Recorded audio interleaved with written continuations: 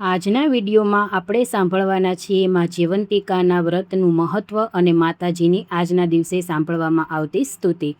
જીવંતિકા માનું વ્રત શ્રાવણ માસના પહેલા શુક્રવારથી કરવામાં આવે છે। જો પહેલો ન થાય તો તમે બીજો પણ કરી શકો છો। જીવંતિકા વ્રત માતા જીવંતિકાની કૃપા મેળવવા માટે કરવામાં આવતું પવિત્ર વ્રત માનવામાં આવે છે।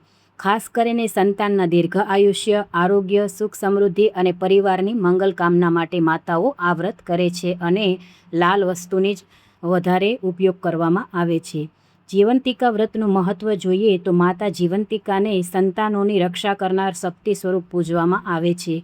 વ્રત કરવાથી સંતાનનું આયુષ્ય લાંબુ રહે અને આરોગ્ય સારું રહે તેવી શ્રદ્ધા છે। ઘરમાં સુખ શાંતિ અને મંગળતા જળવાઈ રહે તેવી માન્યતા પણ છે। માતા જીવંતિકાની પૂજા સાથે દીવો પ્રગટાવી વ્રત કથા સાંભળવી અને માતાની સ્તુતિ કરવી ખૂબ જ શુભ માનવામાં આવે છે। આજના દિવસે વ્રત શ્રદ્ધા, નિયમ અને ભક્તિપૂર્વક કરવું મુખ્ય છે। માતા જીવંતિકાની આપણે હવે સ્તુતિ સાંભળીએ આજના દિવસે। ઓમ જીવંતિકાય નમઃ।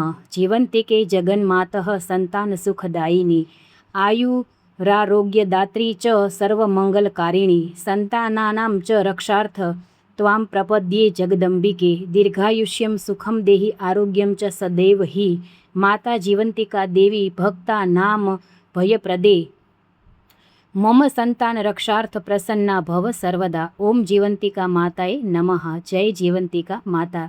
જીવંતિકા વ્રતની પ્રાદેશિક પરંપરાઓ અને શાસ્ત્રીય પાઠમાં મંત્ર સ્તુતિના શબ્દોમાં થોડો ઘણો ફેરફાર જોવા મળે છે।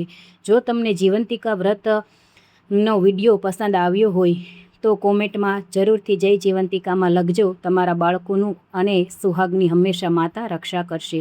મારા વિડીયાને લાઇક અને શેર કરવાનું ભૂલતા નહીં। જય માતાજી।